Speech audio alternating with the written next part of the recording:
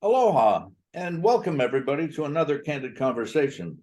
Today we're joined by John Andersen, who's back in Ontario after being in Florida all winter. John, good day. Good to see you, sir. Nice to see you too, Ron. And that's a fresh haircut. You Just for you, babe. Just for you. On the sides, and you could go a little lower on the top. You know, the helicopter flies a little lower now. We started down a path a while back with open AI, artificial intelligence, and ChatGPT, and how that was changing things. And in the interim, we've had a rather significant change in business systems in the industry, with the emphasis and CDK essentially becoming one. Yesterday, I was chatting with Metz Kramer, who's created a business system for small industry, and we were talking about things facing the industry. So that that as a background, I'm starting to feel concerned that technology is moving faster and faster, and we in the construction equipment industry, the capital goods industries, are stuck in a rut, not doing anything, and we're going to be left behind. Have you got any observations on that? Well, I first of all like to say welcome to the party, because I think it's something that I've been talking about for quite some time. If we went to software supplier ABC, because I won't even put a name on it, and I've had a foot in enough camps that I can tell you it's the same song, it's the same tune. The lyrics aren't always the same, but the outcome is always the same. And the challenge is, in the last 5 years, we're still using what you lovingly refer to as the paper to glass methodology, which is we're just taking old processes, we're taking old ideas, and we're revamping them again, and there really isn't anything new and exciting. For health reasons, I had to step away for a couple of years, and I was surprised when I came back. I was excited to see what was new and what had changed and how dynamic it had become, and can tell you that disappointing is probably the word that comes to mind. And it's disappointing not because I want to see technology for technology's sake, but if we go back to the early days of the software development, and you'll remember this, the EBS days and the PFW days and the DIS days and NDS, and there was a handful of pioneers, and we were all doing basically the same thing, and that is we were trying to grow software that was going to have an impact positively on the dealer. And the positive impact on the dealer was going to come from what we did that would positively make the end user of the equipment, the end user customer's life better, easier, faster, more efficient. I mean, granted, we didn't make tractors, we didn't make excavators, but what we could do is make all the interactions and everything that they needed to run their business more efficient by providing the dealership with better tools to do that. And I know it sounds a little reminiscent and a little old-fashioned, but somehow that's been lost. And I don't know the dealers that I talk to right now. I don't know the ones that specifically say, hey, how is this latest merger and acquisition, or how is this latest release of software, or how is changing an interface going to affect my end user's customer life in a positive fashion? And I think it behooves you and I specifically, because we talk about dealers all the time. But when we're talking about what a dealer can do better, we really need to still keep in mind that the ultimate success gauge for that dealer is having satisfied customers, more of them, and having them do more business with that dealer. And I don't see it. Now, you're right. Technology is providing us a whole new suite of tools to do it. Should we be nervous? Of course. Should we be hyper aware? You bet. I say at every meeting, and so far nobody has come back and said, but if you're not watching what's happening in AI right now, just lay down and let it roll over you, because it will, and it has, and it's continuing to do it daily. One of the things that was interesting when Metz and I were chatting, one of my early days mentors, his name was Larry Noe. He worked for Caterpillar. He was one of the founders of Caterpillar's dealer data processing. which was in about 1965. And that package, all batch, all humongous IBM data processing machines, dealers sent paper into the factory key punched it, they gave reports and sent them back. Larry's comment was it took between 200 and 300 man years to build the package. Call it 1965. Metz, Kramer, has created a package in 3 man years using current programming database technology. I took data processing, computer science as a minor in university in the 60s. It might have been the 1860s, for goodness sake, because we learned assembler language, COBOL, Fortran, all the stuff, all today, which is useless. And I remember laughing about it. I used to sit with my butt against the printer and read assembler language programs coming off the printer at 1,100 lines a minute and thought I was hot stuff. And there are people today, younger people, albeit, which is cool, that are excited as heck about all the tools they've got. Everybody thinks about the young people, they're gamers. Well, they're on computers a lot, and they've learned how to do a whole bunch of stuff with computers today. Those of us in my generation, call it the boomers, we're dead meat. We can learn it, but we're also slower to learn things, slower to absorb things and retain things. We need to get out of the way and let younger people take over. But your comment about the end user, the customer, is precisely the point. Customer retention. Data analytics and artificial intelligence allows us to be able to evaluate that. Most dealers don't look at a customer retention report or a defection report, even more, or changing buying patterns, which is actually what we should be looking at. Those kinds of things are the mother's milk of the business. If you don't keep your customers, you're dead. So let me add to that, because I think you're spot on. I think there is a generation of people right now who know how to exploit technology, how to really use it, and how to apply it. I would add to that, there is a critical piece that they're missing, and this is the part that's going to spoil the entire recipe. And that is, they don't necessarily have the depth of knowledge to what the business and end user customer want. So in the old days, we relied on the dealers to tell us that. That's how I learned it. That's how you learned it. I mean, if your best educator was the dealerships that you visited, the people that told you the problems that they needed to solve, that told you what the hardships they had with their customers. So you're right, there is technology out there, and congratulations to Metz for reducing that time frame. I think he would probably admit, starting all over again, that's going to continue to reduce the time frame that it takes to develop things like that.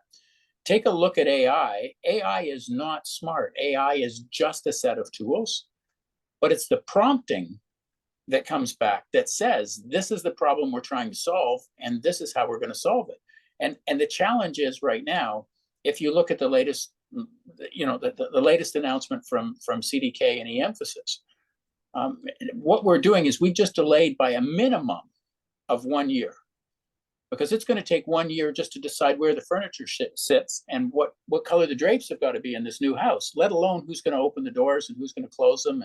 And they're not going to get to redecorating, and they're not going to get to new construction, in that. And I challenge them. I would love to be wrong if they can do that in a 6-month time frame.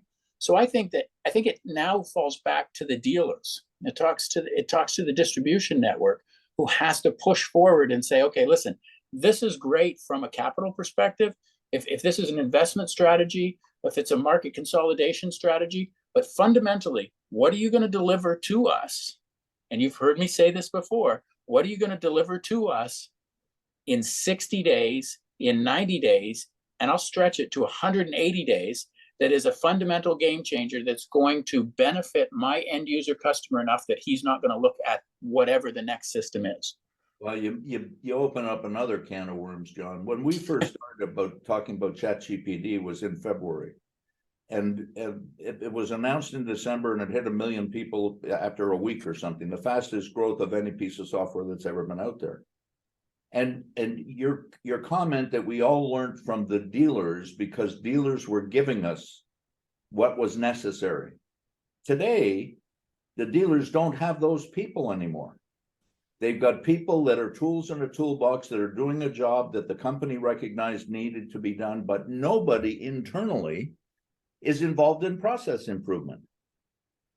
In the 80s, here comes Deming and Duran and all of these things. General Electric takes it on, and everybody became interested in Six Sigma and black belts.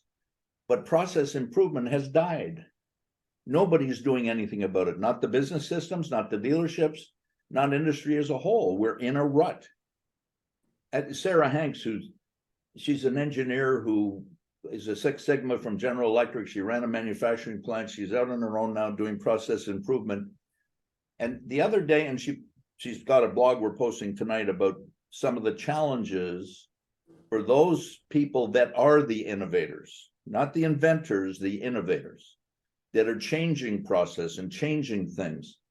Steve Clegg, who's another one with Zintoro and data analytics, and John Carlson with effective, it's a university evaluation of skills of people.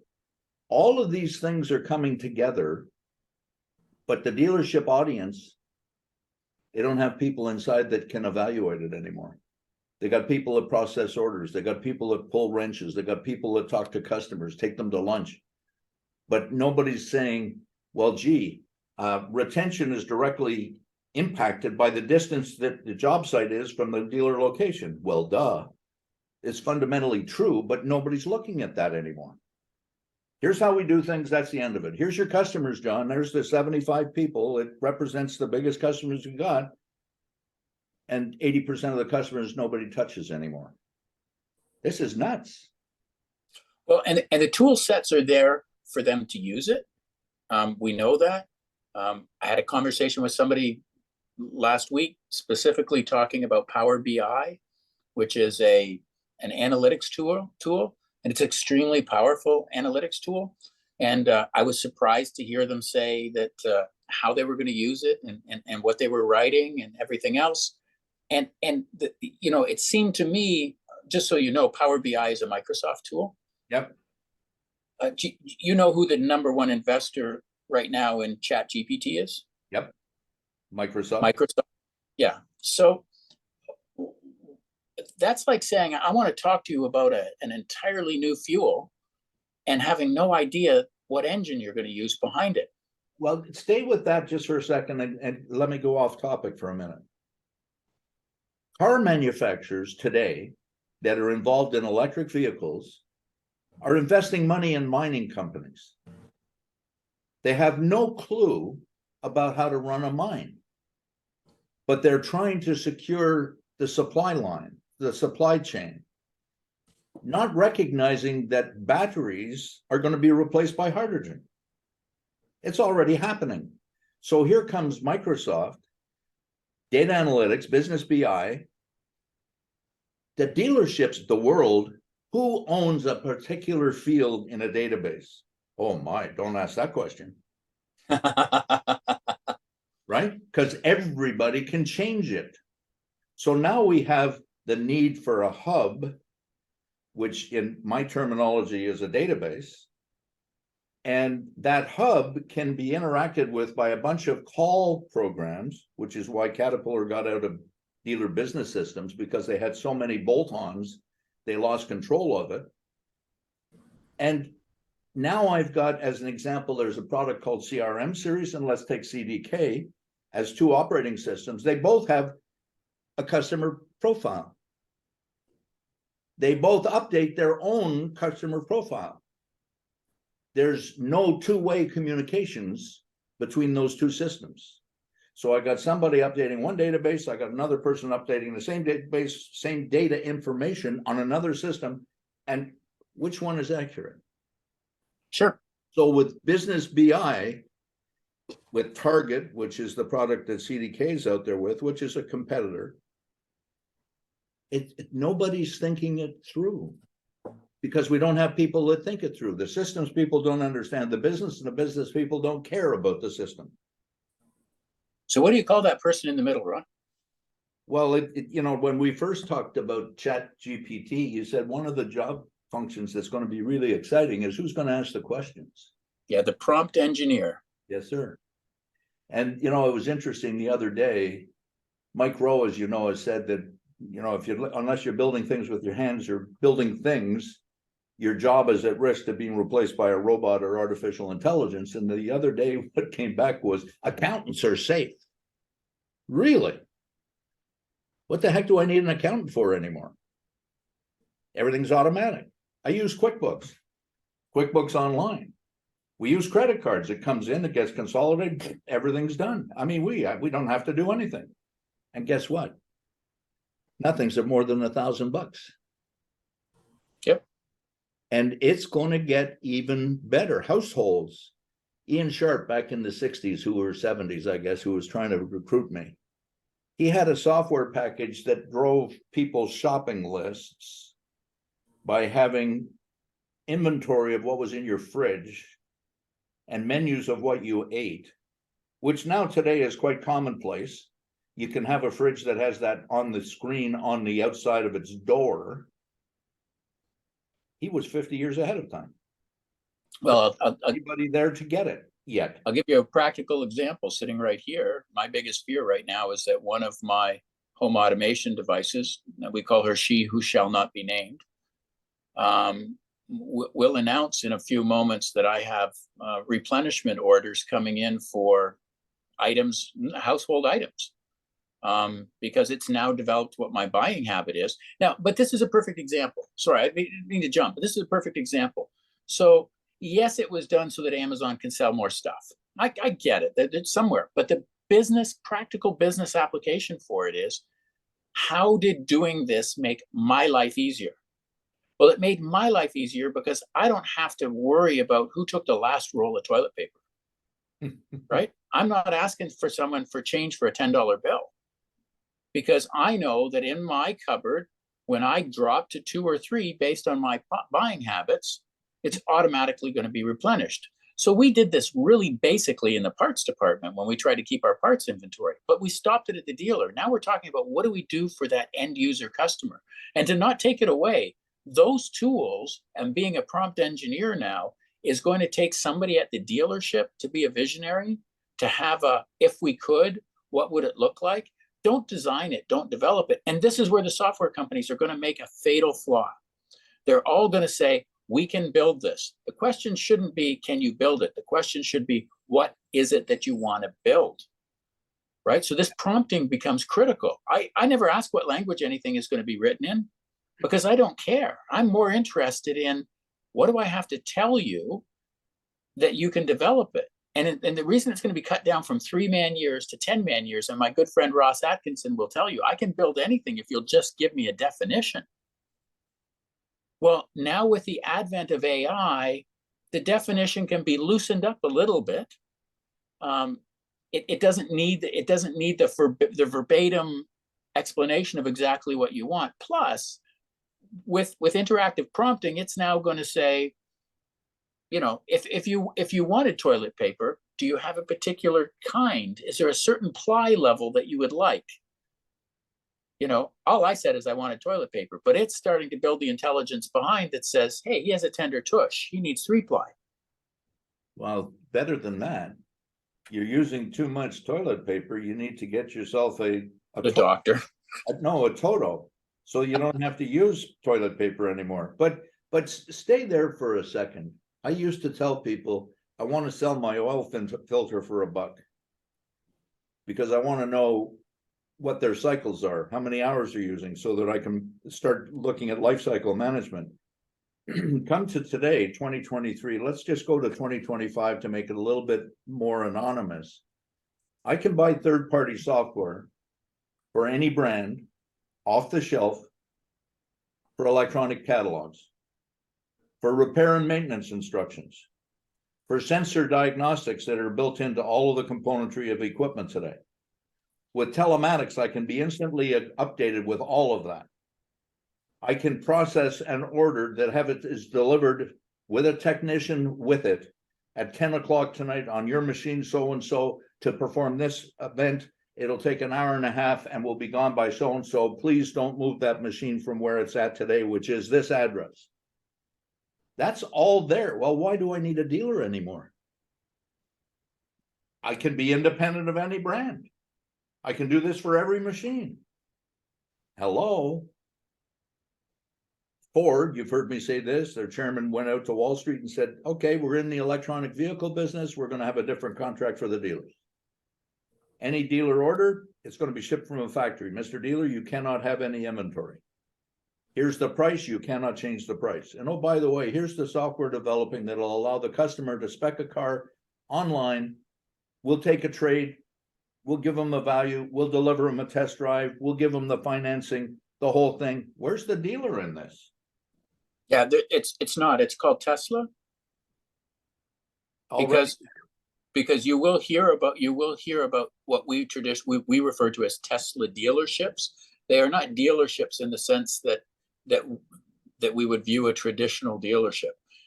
In fact, in most cases, you don't show up to one without an electronic appointment of everything that you're going to do when you get there.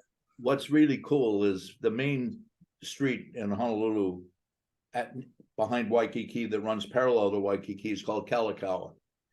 And there used to be an international marketplace that was built a long time ago that was tourist trap, tidbits, cheap stuff. Today, it's wonderful dining. It's got Saks. It's got some of the best. On the second floor is the Tesla dealership. And their showroom window is looking down on Kalakaua at a light so everybody can see it as they go by. There's no service department. There's no parts department. There's just a place you can go in and buy cars, buy photovoltaic power suppliers, battery packs for your home. It's, there's nothing there. And you walk in there and you talk to the people. Oh my goodness. These people are not knowledgeable about product. They know about you. They know who you are. They know how to treat you. And they do it with nice open-ended questions and get you talking. And how do you like this while you're sitting in the vehicle or while you're looking? I mean, it's a completely different experience. It's a customer-friendly experience. Walk into a dealership, an equipment dealership. Where do you go? There's the parts counter over there. It's chest high, separating you and me. Go into Home Depot, go into Costco. You're walking through a warehouse to buy. Shopping cart, here we go. Why don't we do that? I mean, there's so many things, John, that we're so far behind in, it's almost anachronistic. And here comes this new generation that don't give a hoot about how we've done it. I used to ask, why do we do that? And they looked at me like I'd grown horns. That was 1969. Today, nobody even bothers to why do we do that? It doesn't make any sense what you're doing, is the statement now. It's ridiculous. My grandson, 17 years old, he's bored like hell in school. State of Idaho offers $7,500 scholarships to kids in high school to take advanced placement and college classes while they're in high school, because the education system is failing the high school students because it's been dumbed down so far. SAT tests gone away. ACT excellence is being ignored. So let me come back to the question at hand then. So where in the dealership are these people that are the free thinkers, that are challenging the status quo, that are coming up with the next way to do things? I don't think they're in the dealers. I think it's consultants or whatever we're going to call this, people like yourself who've got the scars from having been there, who a dealership that's wise enough will ask, John, do you want to come in and have a look at how we do things and see if there's anything that you think we could do better at? Which is what got me going in the 1980s when I started consulting. Being an ignorant guy, I'd call up somebody. I'd say, hey, John, why don't you have me come out and have a look at your business for a while? Because I know how to run it better than you do. And by the way, you're going to pay me to do that. It sounds arrogant as hell, but in essence, that's what I was doing. Nobody's doing that anymore. Okay, so then let me ask you the next question. Who is it, and you deal with the same software manufacturers that I do, who is it at the software manufacturer level that's driving that same, assuming the dealer doesn't know it and the dealer is relying on being told, then who is it from that supplier level that's going to those dealerships and saying, hey, listen, I found a new way to slice bread, I found a better way to interact with your customers. I found a faster way to complete work orders. I mean, who at the software manufacturing level is looking after that? Nobody, and I'll give you two examples. About 15, 20 years ago, Caterpillar bought a financial package called Coda, which was a very, very good, sophisticated, ahead of its time financial package. They bought one for every dealer, and I got involved in implementing that with 5 or 6 cat dealers. Every single one of them had me put it together in such a way that they duplicated exactly what their financial reporting package already gave them. When something as simple as the chart of account number could have been a reporting device that would have been unbelievably magnificent. So there's one example about how a manufacturer was trying to lead them to the promised land, but nobody wanted to go there. The next one, I'm sitting in a meeting in Chicago with one of the largest software suppliers in the world. We had about 20 people in the room. I was the only one that didn't have a master's degree. We had 4 or 5 doctorates, and we were connected to a country in Europe where their IT people existed. So we've got this kind of Zoom call, if you will. And I said, your package is much too complicated. It's too big. You've made this giant. And the people in Europe said, Ron, it doesn't matter. Hardware's cheap. I said, you're missing the point. The package is so complicated, the people that are going to use it don't understand how to use it, and you don't have anybody to tell them. He said, well, that's how we make our money. We have a consulting business. And we'll do whatever the heck the dealer wants. Well, when you don't have anybody at the dealer that knows what to do other than what they have been doing, in parts, it's an order processing factory. In service, it's a time and material repair shop like a blacksmith. In sales, it's the guy that I like to have lunch with. And everybody's happy because sales have gone up, not recognizing that the number of dealers that are competing in the marketplace is down by 75%. If your sales aren't going up, you got a real serious problem, right? In Canada, when I started in 1969, there were 10 Caterpillar dealers. Today, there's 2. I can't tell you how many John Deere dealers. Today, there's 1. I can't tell you how many Volvo dealers, because Volvo didn't exist then. There's today 2. Komatsu, there's 2. So think about that. I got 8 dealers in Canada, the whole damn country, with the 4 largest brands.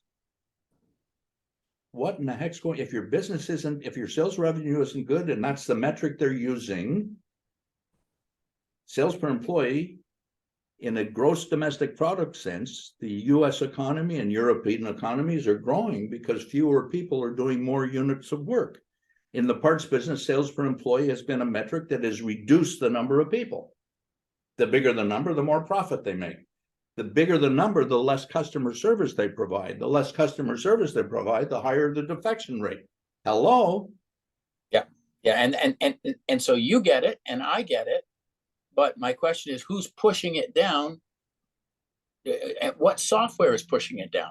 So I'll take this one step up again. So I told you, what did I learn? What did I learn from you, Ron? How to be an equal to opportunity abuser. Mm-hmm. Okay. Do it to me. But so the dealer doesn't have anybody thinking and driving it from that standpoint. The software manufacturers right now are just busying themselves with things that don't take it down to that level.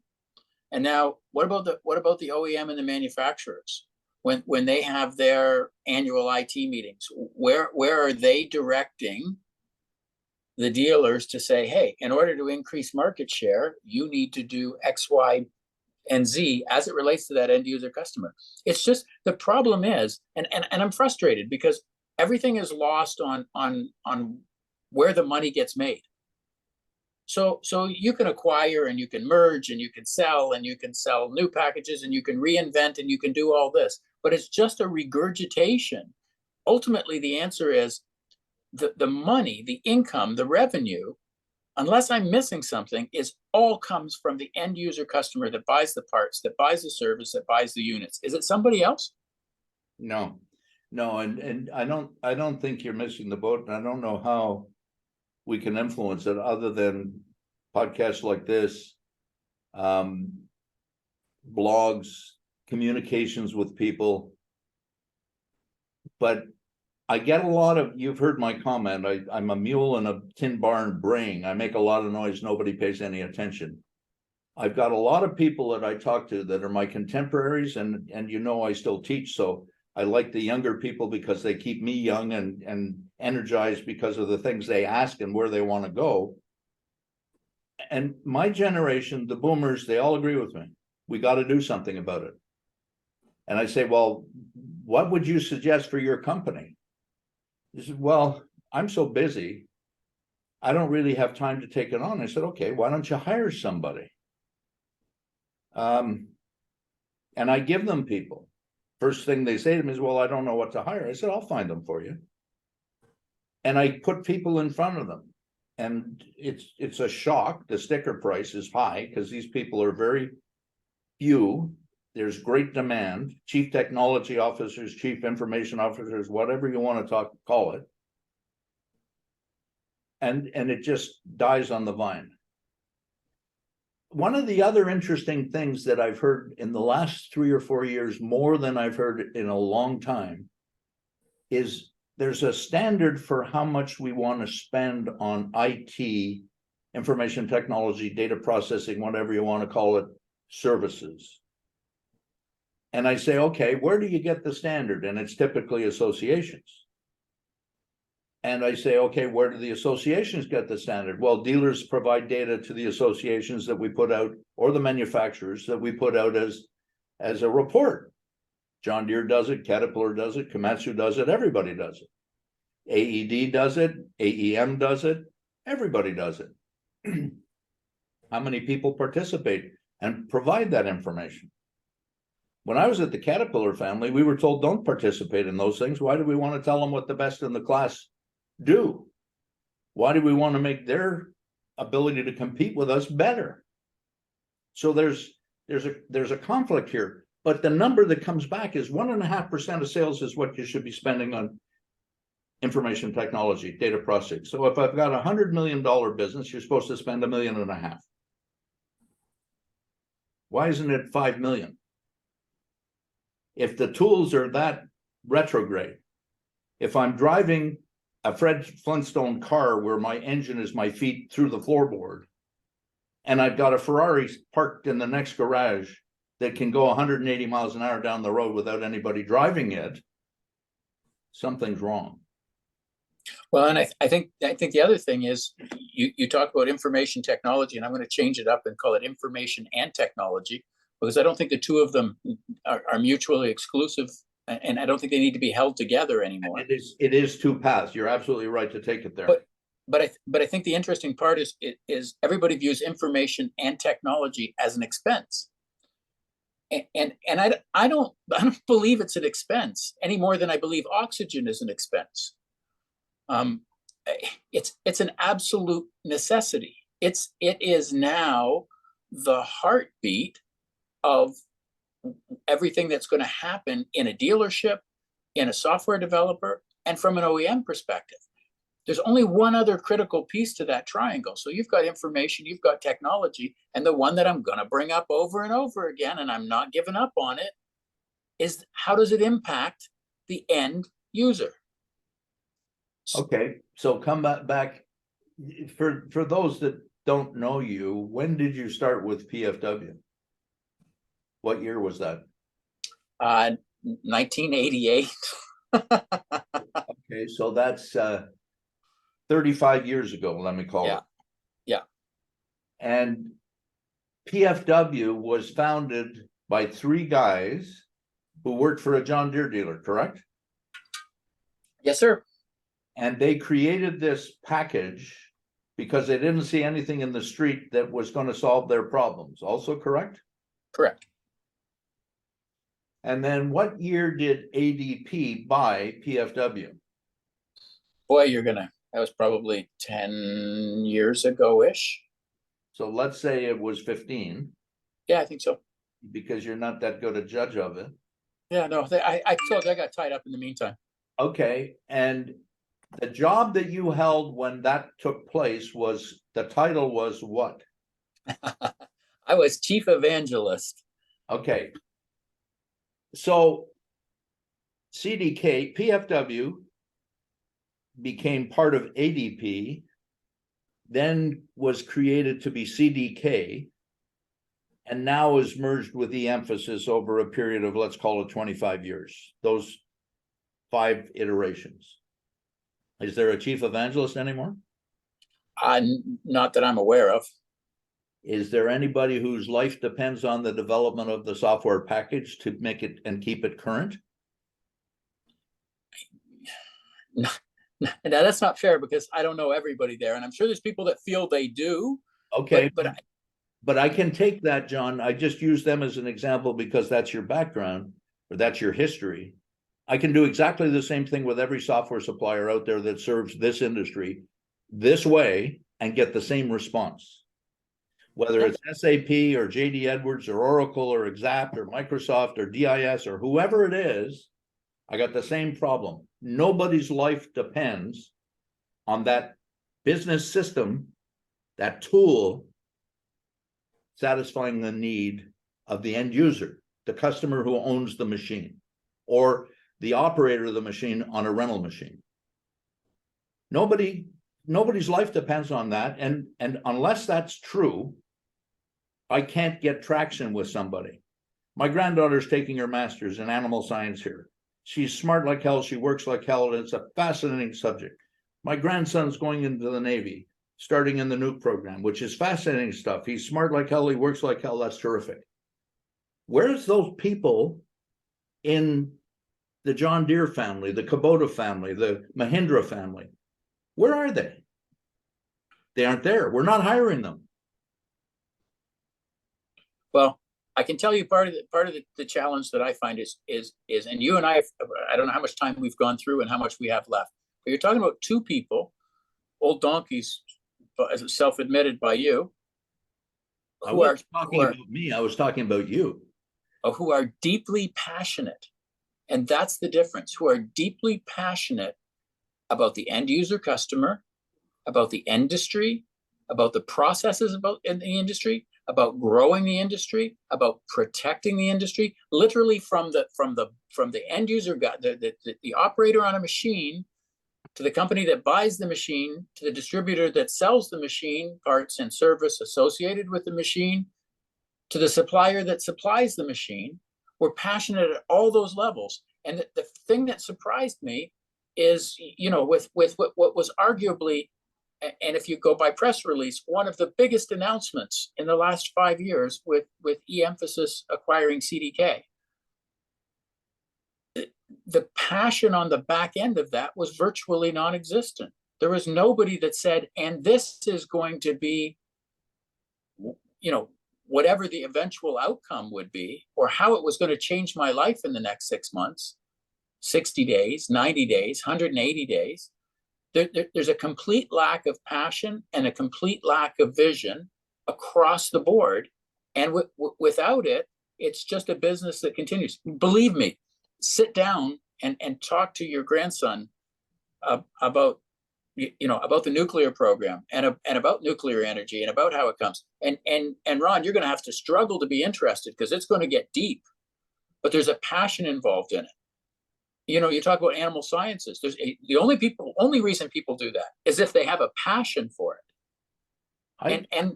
I'm gonna take you to a different place. And let's go back to January 2020, and that's a marker, the end of the old world and the beginning of the new world with the arrival of COVID, and how society got manipulated by leadership. I don't want to call them politicians, because it was all brands, whether it's medical or business or whatever. I always and continue to believe that people want to do a good job. People want to do worthwhile work. They don't want their life to be a waste. They want to make a mark on something. And I also believe that we as people, and me particularly, because I'm on the other, probably the second to last chapter, we have 3 pieces of our life. We have our career, we have our family, and we have ourselves. And let's say that the balance should be a third, a third, a third. Over my work life, the thing that has had the least attention from me is me. my health. I remember sitting on a cruise on a treadmill looking out at the ocean, and I went every morning for an hour, hour and a half on the treadmill and said, you know, this is the only time I've done this for me in X number of years. And I was embarrassed and ashamed of myself, saying, oh, I gotta get back. When I get home, I'm going to do this. And it took me about 3 or 4 days, and I'm back to the same thing. Something happens at work. So I sacrificed myself, and I'm left with 2 pieces. And the balance between those 2 pieces is influenced by, oh, geez, I got a challenge at work. I got to pay attention to that. And the family drops off. And you've experienced this yourself.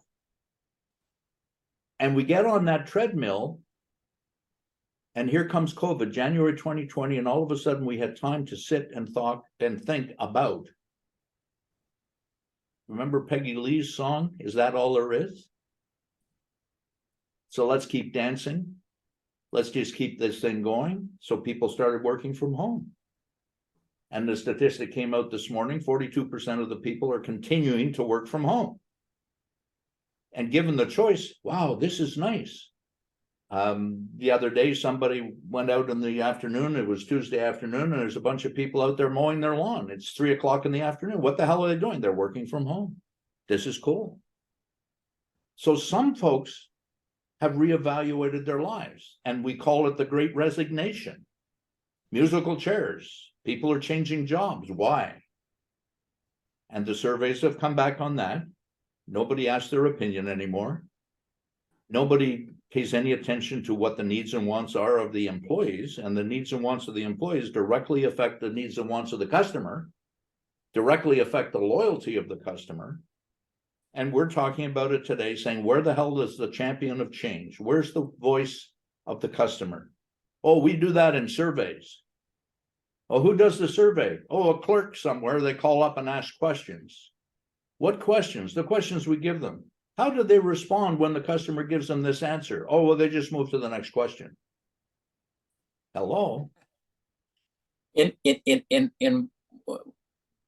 one of my stops along the way, after kind of stepping back a little bit, I work for a company, and I won't bring them up because they'll know who they are.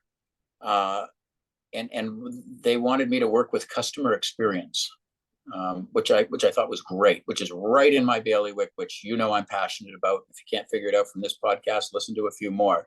It's all about the end user and how they work out. So I started calling dealers.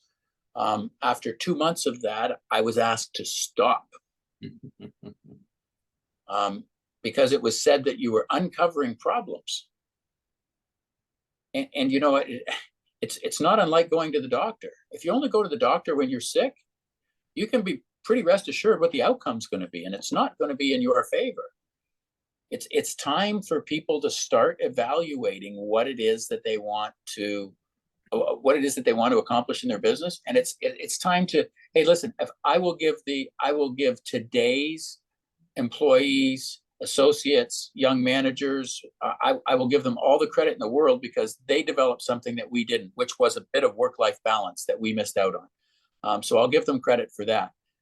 The part that I will drill at them is, tell me where your challenging passion is. Tell me where it's not about whether. I'll give you an example. You keep talking about January 2020. You're old, so I'm sure you've forgotten. You and I talked throughout COVID. And we got down a couple rabbit holes where we did what the rest of the world hasn't been able to do, and that was to disagree strongly, to step back. And you probably don't even know, but I didn't talk to you there for a few months because I'm like, I don't agree with what he's saying. It didn't stop the passion of the discussion, and it didn't stop the passion of the outcome. So, I think that everybody needs to kind of dig deep and say, okay, so what are we going to do going forward? And yeah, you're going to have a few swings and misses. Ron, you've known me my whole career. I've had a number of swings and misses, but you never get to hit it out of the park if you don't give it a really solid swing. There's something missing in terms of product development, in terms of technology development. And I will say it's information and technology. They need to be broken up, and they need to be viewed as oxygen. Because what would you invest to be able to breathe? Forget run. What do you invest to be able to breathe? And you don't call it breathing an expense. Well, it's the fundamental, John. I talk to a lot of people like you do. What's your biggest expense? Oh, personnel. What's your biggest asset? Inventory. What should be your biggest asset? People. Absolutely. What's your biggest expense? I don't care. Because we can pare that down, we can make it effective, we can make it efficient, but we can't do that with people. There's a capacity thing. I have a little exercise I do with dealers called 5 things. And I used to do it in the classroom. And I would ask service management, product support, salespeople, parts management, whatever.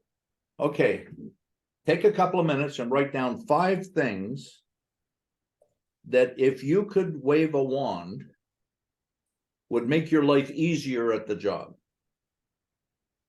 So we go through that. Okay.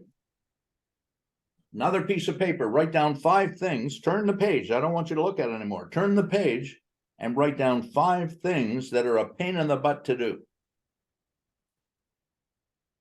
Roll over the paper. Now write down 5 things that if you could do would improve the service to your customers. So then we take those 3 pieces of paper and they holler them out, and I put it on a whiteboard or a flip chart or a blackboard, green board, whatever the hell the terminology is you want to use. And we get rid of the duplicates and we get rid of the jargon. So we've got 5 clean things that would make my life easier, that are a pain in the butt, and that would make the process more effective for the end user. And we look at them. And I ask a stupid question. Is there anything up here that's on all 3 lists? And of course there is. And then my next question is what? What are you going to do about it? If it's a pain in the butt for you to do, it would make your life easier and it makes the experience for the customer better. Why aren't we doing it? And everybody kind of has that goldfish look. You know, it's ridiculous. And that goes with everything. And you've heard my little gig. I start every single classroom when I'm in front of the class with, give me some definitions here. They're going to be really simple. What's the definition of ignorance? And then, people typically at that time have never met me before, so they don't know what the heck I'm looking at or thinking about or anything. So there's not a lot of vocal outbursts. And I say, well, ignorance is not knowing what to do, right? Oh, yeah, that makes sense. Okay. What's the definition of stupidity? Now there's some voices, because now they get they want to play. And they bounce all over the place. Says, no, stupidity is knowing what to do and not doing it. Okay. 3rd definition. What's the definition of insanity? And whether it's Mark Twain or Albert Einstein, continuing to do what you've always done, expecting different results, is insane. They said, okay, fine. So a couple of days from now, you're not going to be ignorant anymore, because I'm going to tell you what to do. I'm going to give you a choice of being stupid or insane. Which do you want to be? And that's how we start. So now they're on notice. Pay attention, because I'm going to be involved with you, right? Absolutely. And it's, and I had the number, I mean, it's fascinating. And that's what, like you said, you learn from the audience if you have half a brain. Hear what other people are saying and process it. They have great ideas because they do it all day long, all their life. And they know what needs to be done, but nobody's paying attention to them. And it's really true today. Your skills no longer fit. That's okay. Thanks very much. I appreciate your work. Here's your gold watch. Goodbye. I bring in another tool and I train them how to do exactly what you did before you left. How do we get out of those ruts? That's where we are with business systems. That's where we are with businesses. That's where we are with schools. That's where we are with every aspect of our lives. And like you and I can disagree passionately, but we don't stop talking.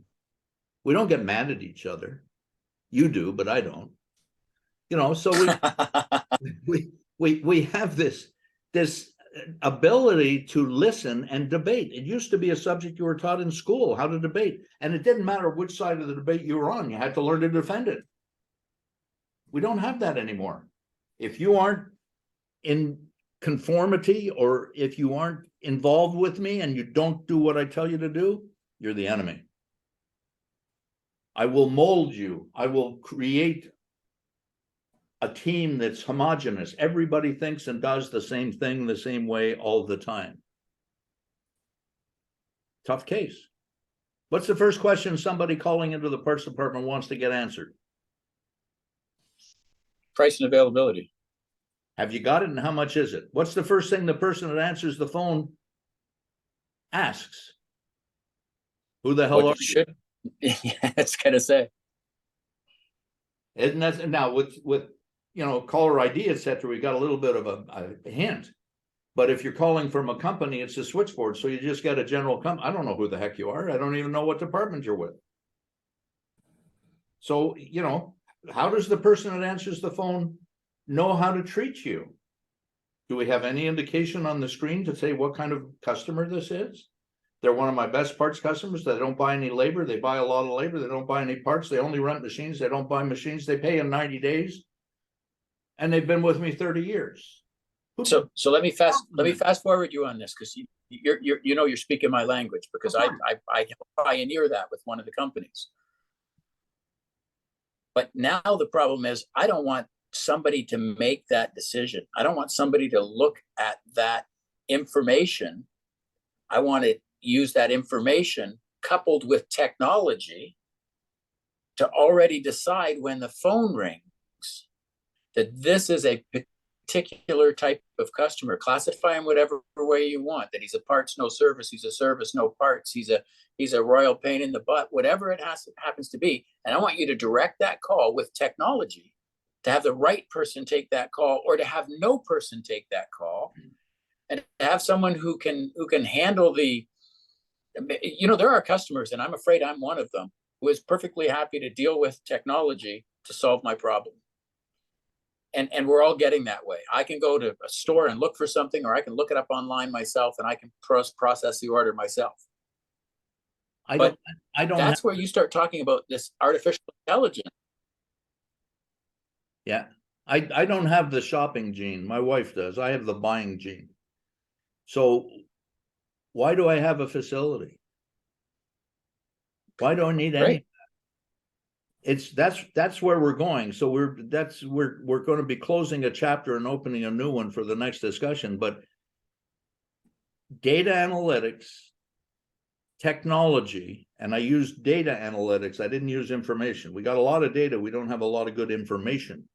Yep. We got a lot of technology. We got a lot of people that are doing work that are thirsting for ways to do things better. But leadership in the business community, leadership in the technology community, leadership in the data community is not helping us. So if you take two entities that aren't doing it and put them together, what makes you think they're going to do it? Well, I'm going to leave that to them, because I've been involved in too many of those, and they ain't easy. I promise you. Merging two cultures is really difficult, if it's possible. But on that, put a bow on this. Wrap this up for us. You were worried we wouldn't have to talk about. Well, I'm just, now I'm worried. Do you want me to put on my positive pants, or do you really want to look at it? Because I still think there's a fundamental problem that we can bray about as long as you want, but until it's solved, it's not going to get anywhere. And somebody needs to lead from the end user customer all the way through the dealership, all the way to the manufacturer. And they need to lead that process, taking into account not what business system you use, and not what language you write in, or not what your head count is, or how much backfill you've got. It needs to be a passionate discussion without the tethers of this is the way we've always done it. The explanations you gave were all, and I didn't want to interrupt you, but they were all paper to glass. We need that next disruptive piece. And my only hope is as these acquisitions and mergers or whatever, or private equity or whoever's coming in to invest in this business, my hope is that they understand the only way you grow that business is to grow that end user customer. Other than that, you're just turning things over and we're swapping it. And I call it moving furniture because that's all we're doing. You know, you bring it up in the software business. We've had mergers and acquisitions in the dealership world for a longer period of time. And, you know, the Tormont and Finning being the two dealers in Caterpillar, Angus is gone, Hewitt's gone, Crothers is gone, Kramer is gone, all of these folks. And having worked at two of those large organizations, creating a culture of customer service is very difficult. And not very many people succeed at it. So I think that's where the next piece goes. You've become a runner. You've lost a lot of weight. It required a lot of discipline, self-discipline. It required a motivation that was in you. You had to have a need to do something. I don't think our industry nor our business system providers have got to that place where they need to do something. And that continues to be, I think, some of our mission of trying to make them change. Yeah. Okay. Then I'll leave you with this one. My need to do it was so that I wouldn't die. Yep. I didn't want to say that, but the dealership need to do it is so they don't go out of business. Yeah. So it's interesting because I have a T-shirt that I wear that says "Innovate or Die." Yeah. And you can only copy for so long. You can only status quo for long. And I don't care if it's software, and I don't care if it's decorating your house. Innovate or die. And I like to close it this way, and I'd like to thank you, John, for all the time this morning and everybody who's been listening. But one of the things that I want to leave everybody with, passionate people perform. We have to create the environment where people can be passionate about what it is that they're doing. So thanks for your attention, and look forward to you being with another candid conversation in the near future. Mahalo.